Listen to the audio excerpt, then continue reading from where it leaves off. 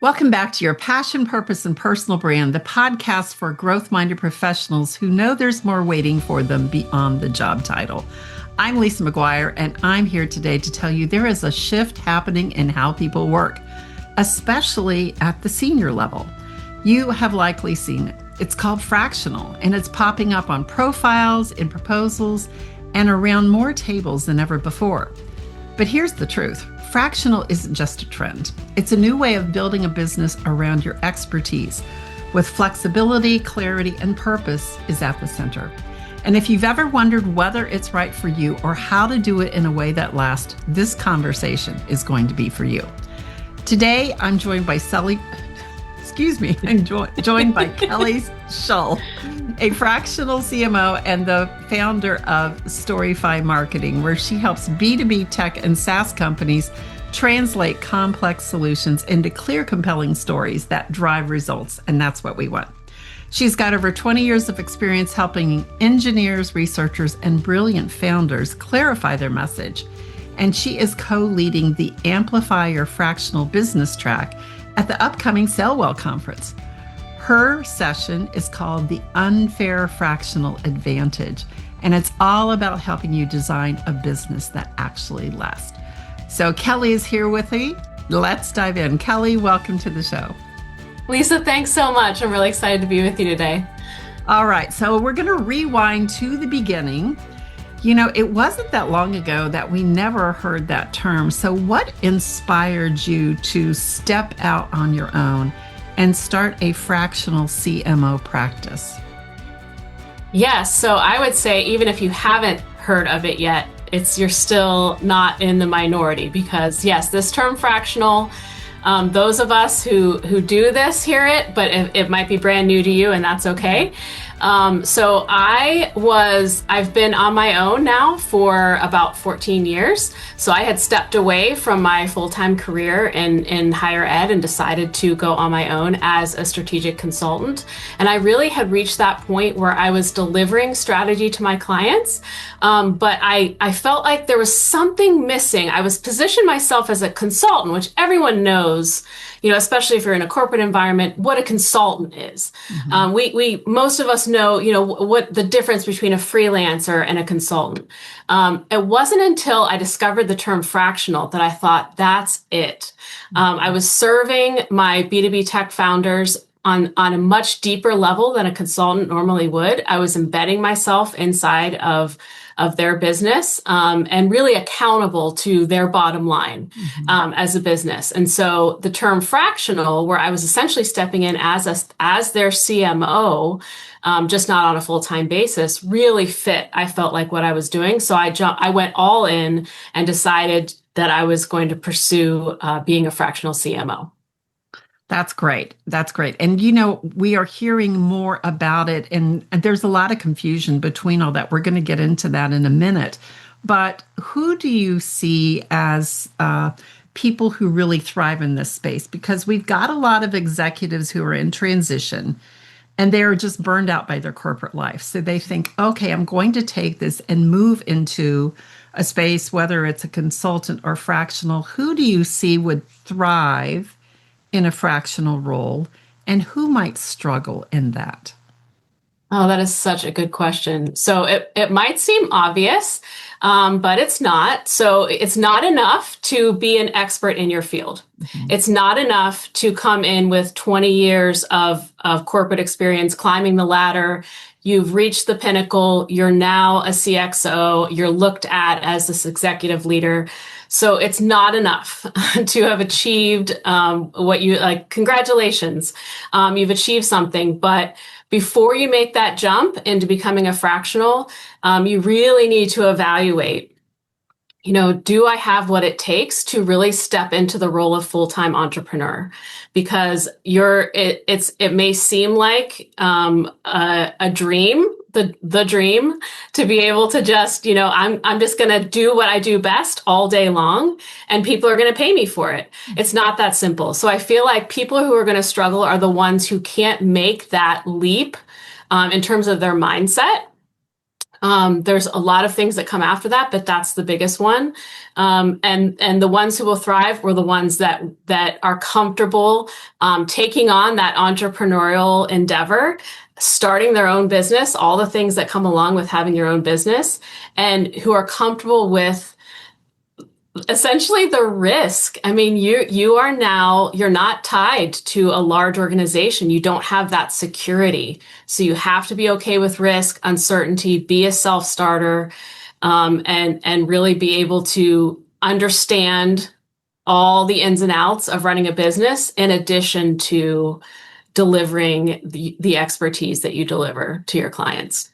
All right. Well, you just opened a big conversation loop for me because I work with a lot of people who are also in this realm of moving from corporate to start their own business, to become an entrepreneur as they're looking to reinvent themselves, right?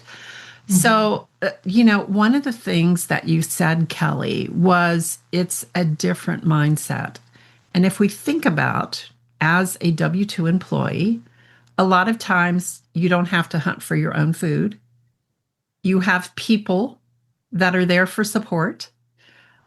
You've built this reputation and you walk into your role, accomplished, knowing where all the things are, knowing who to go to. And when you step out into that entrepreneurial land, just take and flip that all on its head. Right? Right. Take and flip it all on its head. I know I was speaking with a client a few months ago and asking how his new coaching practice was going. And at first the response was, "Oh, it's going pretty good." And then the longer we talked, the wall came down. He said, "This is the hardest thing I've ever had to do." And I don't want to say this to discourage people. No. But what we have to understand is this idea of freedom and flexibility as an entrepreneur is achievable, but you have to set up the right structure. You've got to put the things in place, which is why one of the reasons we're having this conversation today is go into it with your eyes wide open, knowing you may not have all the answers. So I think that's one thing we want to establish with that. So key. That's so good. Yeah, so key to know that. But, you said it's one thing to land projects, but something different to make it sustainable. So I think a lot of times, maybe let's talk about the difference between a consultant and a fractional, because there's a lot of confusion there. So Kelly, how would you define that? There's a lot of confusion there. And maybe when you start this journey, you might realize that, hey, I'm better suited to be a consultant. So, a consultant can tend to be more project-based. Companies are hiring you for your very specific expertise. So it might be to fill just a quick need around a project. It might be to fill a gap, in their company's skills, but there's usually a defined start and end. And they're bringing you in, purely for your expertise to bring a strategic approach to this situation as an outsider that they don't have internally. So you're very much you're kind of swooping in, you're getting a lay of the land. And so people who are good at being at a 50,000 foot view, quickly seeing what the challenge is and how they can specifically help. And then you're essentially swooping right back out. So you're coming in for a defined period of time, delivering expertise, and then you're out. But the difference with coming in as a fractional executive is you are filling that executive role for your client. So there might be a predetermined amount of time. So let's say a company is in between CMOs and they need to keep things humming until they hire that CMO. Maybe they're not ready. Maybe it's going to be another 6 months to a year before they hire that person. They can bring you in confident that you will step in and fulfill a lot of those responsibilities as they pertain to the business, to continuing to grow. And so they bring you in as that interim CMO. Or it could be that, maybe they're in kind of scale up mode. Maybe they're trying to grow to the next level. They're not ready to bring in a full-time executive. So that fractional CMO is perfect for that company that needs a longer runway. And so they might bring you on for a year, 2 years, and until they get to that next stage of growth. And then you're essentially hiring your replacement and you're out. You've achieved a successful result in that case. So it's much more long-term and you're much more deeply embedded with your client. You're fully inside of their business versus a consultant that is coming in as an outsider, delivering some sort of guidance in the form of strategy, and then they're moving on. Yeah. And I think a lot of times when we have traditionally looked at being a consultant, we may see there's an opportunity for that. And so, you might get into a company as a consultant and see the opportunity to move into that fractional space. So that leads me to ask, how did you make the leap from being seen as that project-based person to a long-term strategic partner? Because there's like a different level of trust that's required there. Oh, 100%. Yes. So I made the leap by just simply continue doing exceptional work for my clients, and being so interested in the business as a whole, in everything that I was delivering. I was always going across functional areas. So having a good understanding of how the business operates internally, who sits in those other leadership seats. I was doing that way back when I was just, coming in and delivering marketing work for them. For me, it was all about this needs to move your business forward. This needs to impact your bottom line.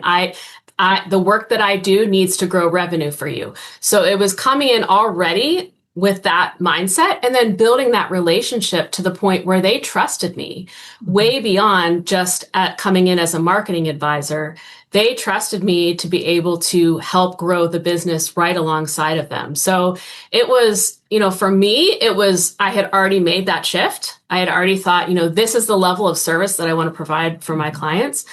But for them, it was working alongside of me, growing and building that trust, and realizing that I had their best interest in mind, not only as a founder, but the business as a whole, where the business was going, not only in the next year, but in the next 5 to 10 years. That was always on the horizon for me. And as they figured that out, it was like, oh, wow, Kelly is coming in as more than just a marketing advisor or a consultant. We could really use her as our CMO to help us get to that next level. Yeah. And what I hear in that, Kelly, is almost a level of emotional commitment for the success of the business. Yes. Versus being transactional of delivering the scope of work. Two different things.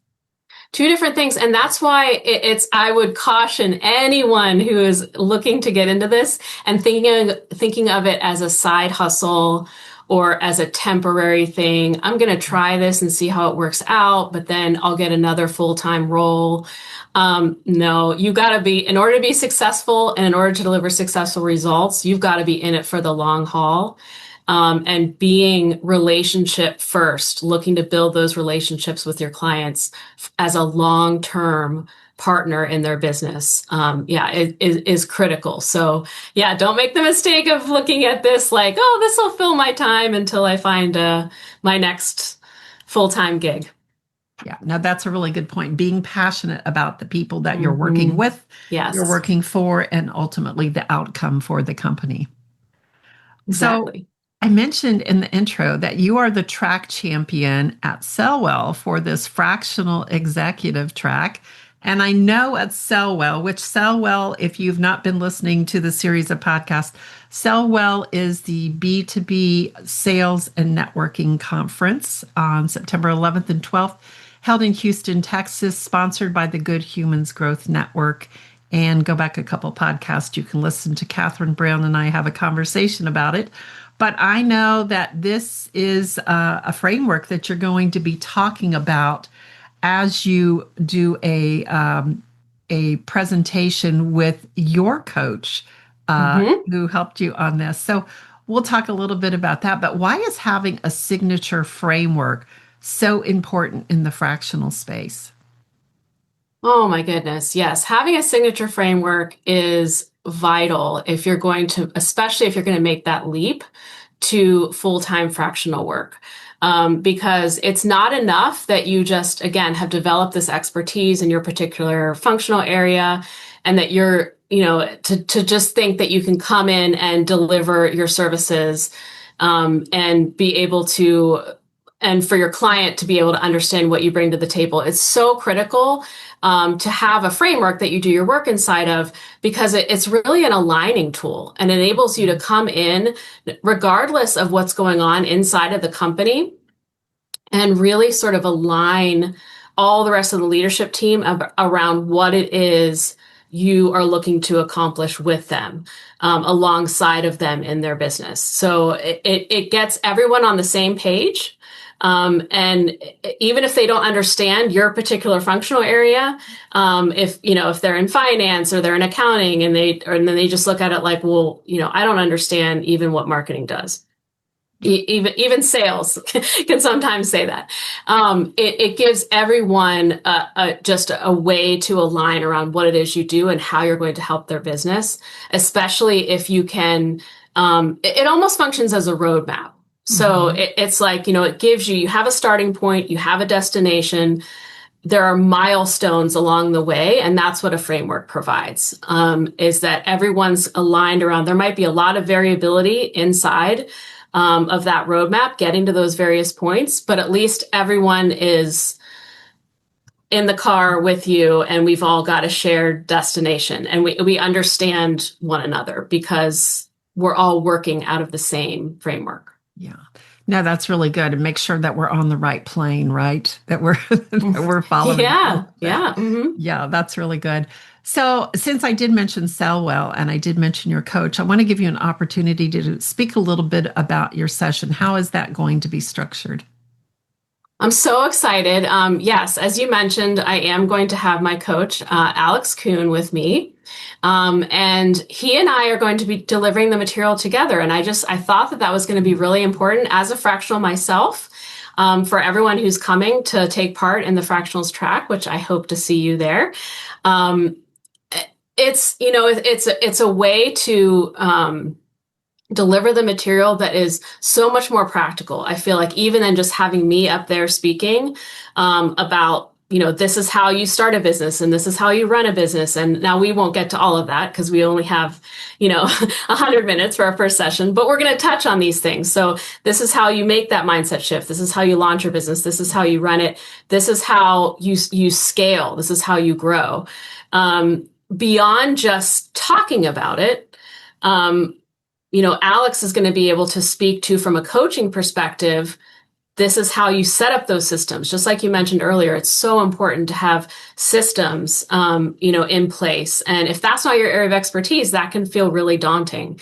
So he's going to talk about these are the kind of basic building blocks you need to have in place. But then I'm going to be there as the fractional leader, who has worked right alongside of him to set these up in my own business. And so I can talk about real life. Like, this is what it's like, real life. This is what happened when we initially tried this. This is how I approach these challenges. And that's ultimately where the unfair advantage comes from, is that you're going to come in, like you said before, with eyes wide open. You're going to get a much better understanding of what fractional is. Is this right for me? And if you've already made that decision and you're well along in running your business, we're going to help you in terms of, okay, how do I scale this thing? How do I grow? How do I get it to the next level? So it's really going to be applicable, no matter where you are in your business. But yeah, I'm so excited to be doing this alongside Alex. Yeah, and that'll be such an interesting perspective because he's worked with more than you as a fractional. So again, what he's seeing across the industry, but also how you experience it as well. Exactly. Yep.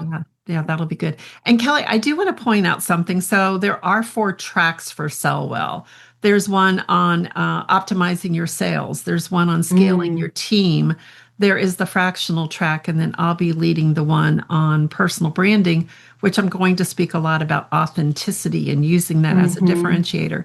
But I do want to point out, if you are an attendee of Sell Well, you don't have to stay in the same track. You can pick and choose and go to whatever session is applicable for you at that time. Or if Yes. none of them happen to be, there is a hospitality cafe that I know that they're hosting. So it's a great place to network, but really to pick up a lot of different information. I'm very interested in hearing your session, just because I work with a lot of people who are considering fractional. So Mm. I want to hear the real story. Yes, the FOMO can be very real at these events. You don't have to be overwhelmed. You don't have to be thinking that you're going to be confined to a single track.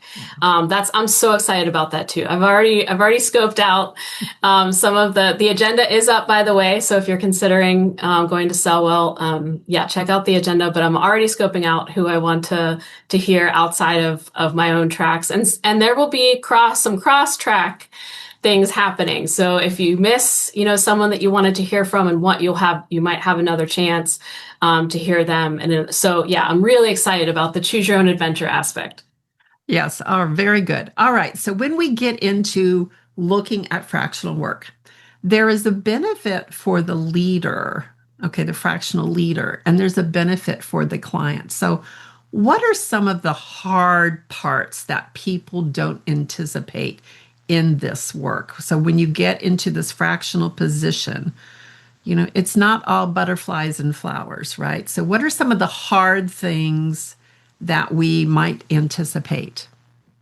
Yeah, I think similar to being a consultant, if you have, any kind of experience with consultants or being a consultant, you might hear about the feast or famine, like if I'm working in my business, I'm not working on the business. So it's like what's the breakdown here? I need to think about client delivery. If I'm delivering a service, if I've got clients, great. I want to deliver excellent service for them, but I have to anticipate, kind of that next stage where what if I all of a sudden don't have these clients? And so doing some forecasting, and if you've never done that before, that can be intimidating. Or if you're not kind of that visionary thinker, needing to kind of be in both places at once in the business.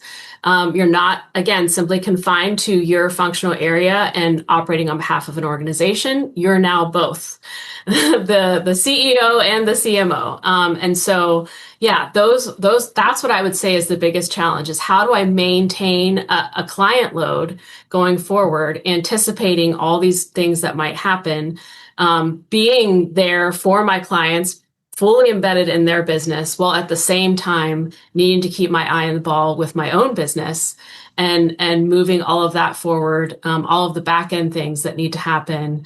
So yeah, it's a lot to juggle, and sometimes you're just in any given day switching back and forth between wearing all the hats and then serving the clients and needing to be fully step inside of their businesses as well.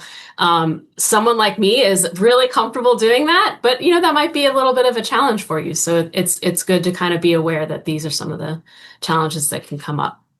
Yes, and I think especially if you're early into it, is being Mm, open to know that sometimes it might get messy, but that's how you're going to learn to grow. absolutely. That's how you're going to Hmm. learn to grow. So I'm thinking for the client to have a fractional leader coming in, let's talk about some of the benefits of that. One thing that I could think of is you are not necessarily committed to have this person online as a full-time employee forever and ever. When we hire, there's a lot of risk with that. So it gives a little breathing room. Would that be one that I'm putting right at the top there? 100%. I think that's honestly the biggest one. Mhm. It is not having the burden, the commitment of hiring that full-time employee, not having to go through that process because it is arduous of trying to hire that full-time. You might be retaining an executive search firm, or all of the things that come along with even retaining someone at a full-time level. But then there is all of the essentially overhead cost of bringing in a full-time employee. So you have, their salary and their benefits. And then, there's the challenge of simply onboarding, all of the things that come along with onboarding a new employee, and are they managing a team of people? And so then immediately they're having to split their time between actually doing the job and then managing a team of people. People management is a huge component of a role like this. And the endless meetings simply come along with managing people. And then there's the political side of being a leader and having to navigate all of the politics every company has. Inside of they're just trying to figure out the culture and trying to figure out who is in what seat and how do I get along with them and and then there's the aspect of, upward mobility within the company that, I joined this company so that I could further my career. So there's other motivations. So all of that is coming along with that full-time hire. And, if you're the founder of a company that you feel like really still in growth mode, these are the companies that fractional tends to be ideal for. Yeah. Startup, scale up so that you could be early stage. You could just be, on a slower path to growth. Or you could be on a very fast path to growth, but you really don't have the infrastructure yet or at the stage yet to be able to bring in a full-time executive. So that's where fractional it brings so much value. And then on top of that, there's the benefit of bringing someone in who is an expert, who has held roles like this before, but also is working simultaneously for other clients, maybe in your industry, but maybe not. So all of those learnings and all that experience that comes from working across industries, and staying on top of trends and really kind of being able to come in not only as that strategic expert in their particular area, but also bringing all those industry best practices with them to bear on your business. So there's just so much value in that. And that they are laser focused on you as the founder, coming alongside the rest of the leadership team, and really looking to move things forward for the business without all the distractions that a full-time executive would have. So there's a lot. There's so many. I can talk about so much more about I love to talk about the value, even more so than, the pitfalls and the challenges. It's like, it's so worth it in the end, to the executive. Yes. And like, as you were talking about the politics and the people, like all of that, like I just started feeling really heavy, really heavy, but all of that. And I want to think about that. Yeah. I would imagine too, having a fractional executive, you get to see what it's like to work with a person that when you're bringing in a full-time person, you don't really know. You know what, the behaviors, what the resume says, what they say, maybe even what their former team members might say. But I would imagine there might be situations where they bring in a fractional and decide, I think we want this person to be the permanent one. Does that happen? Oh, absolutely. It happens. And that's something that you as an individual stepping into fractional leadership, you kind of need to make that decision for yourself. Am I open to this? Mm-hmm. Am I open to stepping into full-time again, essentially going back into a full-time role if the right opportunity presents itself?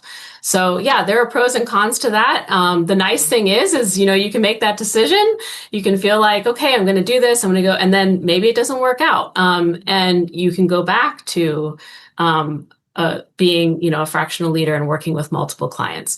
But it absolutely does happen. And I feel like for me, like if the opportunity ever presented itself, sure, I'd be open to it. But really at this stage, I'm so committed to my clients and to working fractionally. And yeah, I love it. And at this point, I'd be hard pressed to go back. Well, I think you get the best of both worlds and you got to choose. Yes. I think that's the other thing too, is when you're in that choice mode. So Kelly, I want to get a little bit more into your work, just in case someone is out there that fits into your niche. they're thinking about, do I want to look at a fractional executive? Do I need a consultant? But you work with those in, I believe, tech founders and the SaaS space. You want to talk maybe a little bit about what's your realm? What is the area you work in? Yes, so I work with you're correct. I work with B2B SaaS, primarily enterprise. So I work with a lot of cloud-based solutions. So my ideal clients they're running a small business. They might have a signature software program that they're trying to sell into enterprise, into much larger companies. I also work on the other side of that, with tech advisory firms, so service delivery firms, custom software, data companies that are delivering services on behalf of companies. But yeah, I've been working with B2B tech since the beginning. So for about 7 years since I've had my company, Storify Marketing. And I absolutely love to work with tech founders. So often especially as a more technical founder, we feel like we have so much confidence in our product or in our service. We understand it backwards and forwards. We've built it. But then we go to talk about it to that prospect, to that potential investor. And we find ourselves just stumbling all over the place because we feel like we've got what they need to know everything about how great it is and about all of the things that it can do and all the ways that it can help your company. And those are all good. They might be true, but your prospect, who, yes, is very smart, is also very busy. And you only have a matter of a few seconds to catch their attention and get them to even consider your solution. So being able to very clearly and concisely describe what it is your product or service actually does for a company, how it helps them, how it solves their problem, and then ultimately what that success looks like for the buyer that you're trying to serve is absolutely critical. So yes, that's what I work with companies to do. As a founder, I want to get you out of sales. This is also a problem quite often, is that the founder feels like no one else can sell the solution. So they have to be involved. And I'm here to tell you, if that's you, something's wrong and you don't have to be involved. We can come up with language that everyone can use consistently, and it's really going to resonate with your target buyer because it's going to be simple, and it's going to directly speak to whatever it is their problem is. Yeah, so there's a couple of things I want to pull out about what you said is, this tech founder, they're very excited. They're cutting edge. They've got this amazing new solution and they are so passionate about it. This is their baby, right? This is their baby. And they want to come in and tell you how wonderful it is. And, a lot of things when those founders are doing it, they invent these things. They create these things. They don't know how to run a business. So right. This is where, and I've got someone very close to me who has worked with a lot of startups. And yes, the idea is great, but they get so caught up in this creation, they forget to put in the structure to run a business. So I could see the value of bringing in someone like you who can say, let me handle this part. You go do what you need to do well, right? Like put your face out there. Let's promote why you care about this product and what it is and giving you the language. So that is one thing of having that. The second thing, and I've spoken with these people. I've been at pitch presentations where they tell you about the product. And they are so smart and they're trying to impress you with their expertise that everyone in the room is left looking at each other like, what are they saying? Right? Yes. Yeah. And I get that when you're talking to other tech people, like you use that insider language. But how do you get them to understand that the person they're speaking with doesn't need it at a college level technical realm of detail? How do you get them to that point? Yes. So I think you really hit on it when you said, they're brilliant. and they so desperately want the person that they're selling to understand how brilliant their product is, ultimately because it will solve their problem. So these are, I really identify with the founder who is very technically brilliant. They're considered an expert in their field. They can speak the language of tech, and they've come up, just like you said, that to them is an indicator of success if you're able to speak at that level. But the problem is that your buyer is not at that level. And so they just simply have a problem, and it's one of dozens of problems that they're trying to solve in any given day. So you need to come in the position of leading with empathy. So I think that's a lot of it, is just getting them to understand, like, okay, I can't just walk in and just dump all of this on them, and they're going to tune out. So I need to step back a second and really understand the problem from their perspective. That's whenever they really get it. And that's whenever that message sinks in, that, yeah, it's not enough to just speak at a high technical level about my product. I need to be able to connect with my buyers on an empathetic level and really understand the problem from their perspective and come at it in that way. And so oftentimes, people create this tech because they have been in the same position as their buyer. So it's reconnecting with your why. It's reconnecting with the reason you invented the tech to begin with. And then it's telling that story that puts your buyer at the center. It ends in them winning. If you know that you have the solution, feeling compelled to bring it to them, but in such a way that you connect with them first with empathy, and then they invite you in. Yes, and I want to pull out, it's like, don't discount how important that origin story is, that why you did what you did, because it moves you, how I see it, it moves you from this very brilliant engineer, just really technical person, to now you become relatable.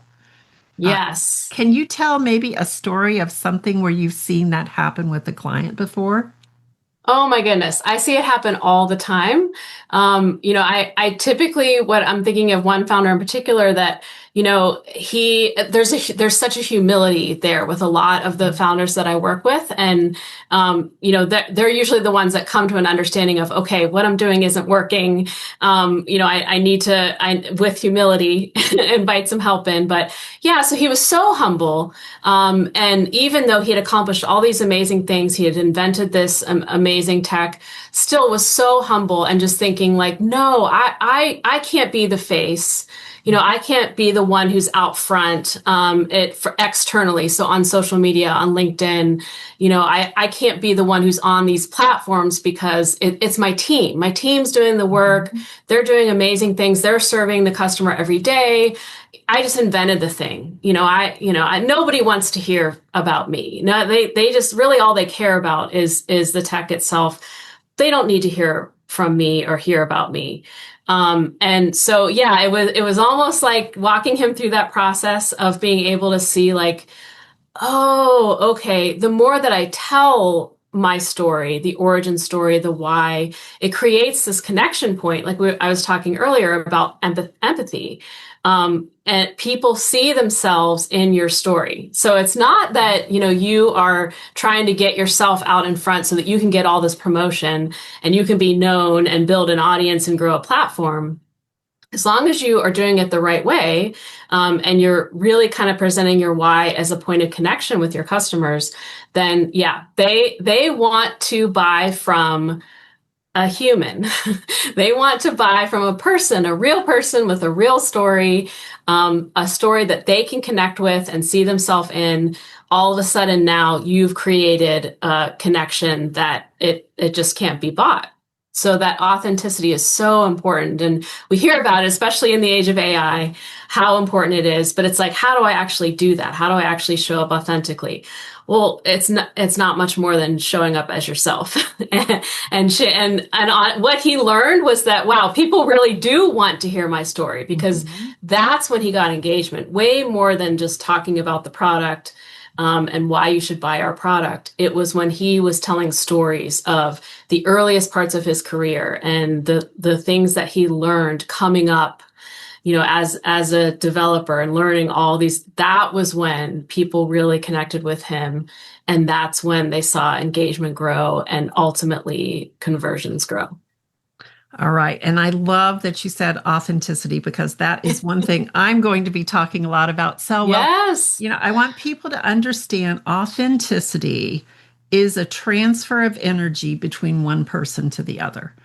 So it is really energetic resonance of I feel what you're feeling, I can connect with you, all of that, and really important. So Kelly, I think what you've done is, for our listener, is demonstrated the passion of the area that you work in and what you would bring to a client who hired a fractional executive.